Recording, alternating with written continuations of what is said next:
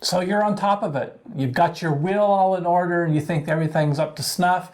But then you hear someone says, you really need a trust. Well, why do you need a trust, Gary? That's a good question, and I get that quite a bit in my line of work.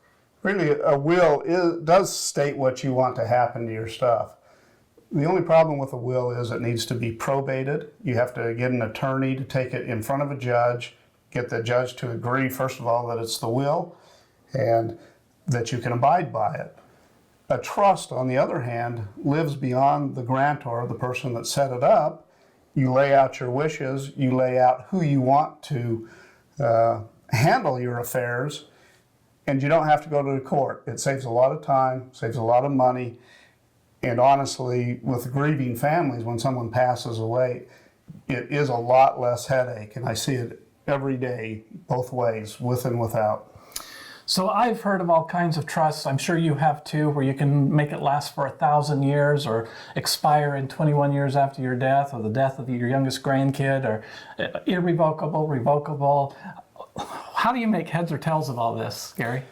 Well, you're right. There's revocable and irrevocable trust. There's variations on both of those, combinations of both of those. Really, it comes down to there's basically two types of trusts. A revocable trust, which you have an attorney draw up a legal document that says, this is what I want to happen when I pass away. This is my successor trustee. These are my beneficiaries. And you put assets into it. But you can change any of that at any time. You can go back and change the beneficiaries, change the trustee, do away with it completely. The other type of trust is an irrevocable trust. And again, you get a written document that says what you want in the trust, what you want done with those assets. And once you've done that and put the assets in, you're pretty much stuck with whatever those are. So you want to make sure you're right with it, but yeah, you can't move assets in and out of it. You can't change beneficiaries. You generally can't change trustees either. So as a tax expert, what are the benefits of having a trust versus not having a trust when you die? Well, trusts aren't normally set up for income tax purposes except for the irrevocable ones. There are some tax benefits to that. Some of the benefits are making sure that you get full use of stepped up basis. Mm-hmm. We live in a community property state in Nevada, however, a lot of people don't. Trust with a husband and wife will guarantee that you get a full stepped up basis on any assets at the date of death. So for example, if you owned Apple stock and your spouse passed away and you needed some money and sold that stock the next day, if it was held in a trust when you died, you really wouldn't pay any gain on it. Mm-hmm. Turn around where you just have a will or you're holding that in joint tenancy or joint tenants, you die, you generally only get half of a step up, so the same sale creates income tax. So there are a lot of estate tax rules and income tax rules that you can work with, and depending on where you want to get is what type of trust and what kind of language you put into those trusts. So something that I've heard a lot of, and you probably have too, is that someone goes to all the effort of making a trust, pays an attorney, takes a lot of time, and then they die and their trust is thrown away as not being funded. So Gary, talk to us a little bit about what funding a trust means and why it's so important. Funding is as important or more important than even getting the trust set up, because funding is actually moving the assets that you want controlled by that trust into the name of the trust. And different assets have different ways of doing that. Real estate has to be recorded with the county recorder's office in the name of the trust. Other assets are different, but you want to make sure that you get them all. If you have some investment accounts, they need to be in the name of the trust. I had a horror story just this week where it wasn't my client, but I had been put on as a successor trustee by one of the attorneys that we work with. And when I sat down with the beneficiaries, I read through the trust, and the taxpayer was concerned about her daughter being somewhat of a spendthrift And also her significant other was a bit of a spendthrift, and she didn't want them to get a big chunk of money. She wanted the assets that she'd build up, so distributed monthly in amounts so that the daughter wouldn't spend it all and would always have some sort of an income. When I got down to it, I checked with the stockbroker that the major assets were held with, and she had not changed the name into the trust. Oh my She goodness. had it in a paid on death account, and the daughter will get it all now free. Hopefully she uses it to last, but it wasn't the wishes of the mother that had set the thing up. So funding it is as important as setting it up. So basically, if you don't want someone to win the lottery when you die, you need to fund your trust, and you need to stipulate exactly how those funds are going to be used that you funded it with. So let's talk about a life insurance trust, because that's kind of dear and special to me, called an ILET. What would the purpose of an ILET be? ILETs we've used for years. I think my 35 years in the county we've been using the ILET, the Irrevocable Life Insurance Trust. Really a great tool for the right place, and we usually fund those with a whole life insurance policy. And the reason we do that is because we know we have a steady premium on those and a good death value. So generally, your insurance policy, you buy it, you're the owner, you have a beneficiary of it. When you die, that becomes part of your estate. The estate exemption right now is very high, $11.5 million roughly. So most people are not going to fall into that. But you don't want to have to add assets that are not necessary.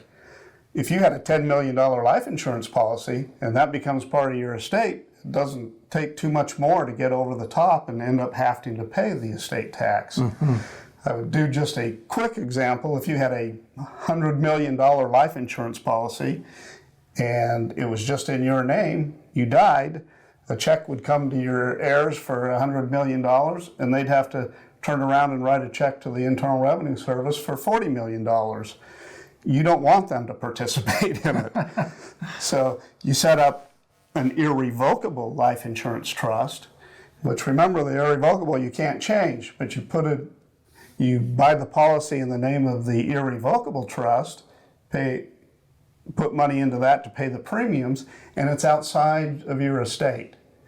So your heirs get it estate tax free, income tax free.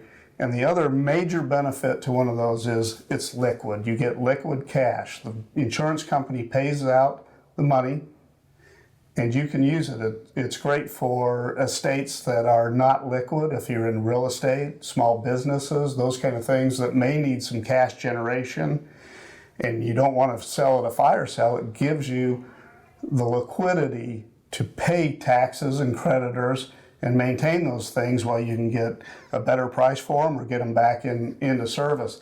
It just makes your options so much better.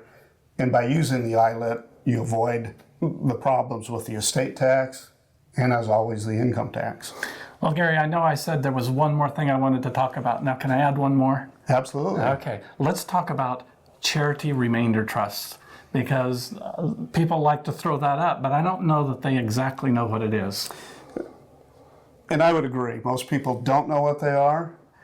I've been doing charitable remainder trusts for a number of years, and they really work well for someone that is charitable minded and may have some assets with a low tax basis but worth quite a bit of money. So you're allowed to set up the trust, put the asset into the trust, sell it without income tax. That's a great thing. Then you get an annuity for your life or whatever period of time you get it, you set it up for. So now you have an income stream from an asset that maybe wasn't producing. And then you get the next benefit. You get a charitable deduction for putting it in there. So win, win, win. The thing that we often do with that too, though, is the only loser in this, you may have some children that have now lost this asset. And it's very easy to use whole life insurance to replace that asset. And oftentimes with the tax savings we get, we can turn around and put some of that into a whole life to make the beneficiaries happy. So you get income tax free, you get a steady annuity, your children get replaced with, or get their inheritance replaced, IRS gets zero. It sounds like everyone's happy except the IRS. We all like that. I have a good story about that one too, if we got time. Let's go for it. I like these stories. It was probably one of the first charitable trusts that I ever did. And it was a fairly young couple in their 30s, had 3 children, had a good income, not a lot of assets or anything, but they did have one asset that was in a closely held company that one of them had gotten from their parents, didn't pay dividends, was supposedly worth a lot of money, but really wasn't doing anything for them. They came to me when one of their children got very ill and had some medical complications, and they were saying the bills are going to pile up on us. What do we do? And when we talked about it, we had $1 million asset, no tax basis. So if they sold it, they would have paid a substantial amount of tax. We were able to get them set up with a charitable trust. They put that stock in, sold it, got $1 million that they could invest in stocks and bonds, things that were producing income. At the time, they took an 8% annuity, so they were getting $80,000 a year to be able to help with their son's medical condition. That's awesome. And I think the best thing about it, we did replace that with some whole life so that they didn't really lose the asset. But the greatest part about it was several years later, their child got much better and wasn't in need of those.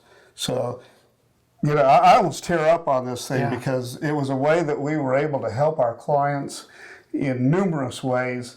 And now they still have a steady income. They were young when they got it.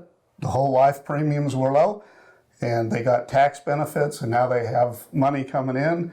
Their son is in good health, and they just have more money to spend. That is an awesome story. So if you're got your will ready and you don't have a trust, you need to talk to Gary at Campbell, Jones & Cohen to find out how a trust can protect your assets and make the things that you work for so hard in your life remain in your family and not be shifted to the IRS. Hi, this is Jack Cohen. I'm a CPA with the accounting firm of Campbell, Jones Cohen CPA in Las Vegas. Wanted to let you know that these videos were brought to you by Life Benefits. Life Benefits is a company that deals in insurance that we work with closely all the time. And if you need any assistance with insurance, please give them a call.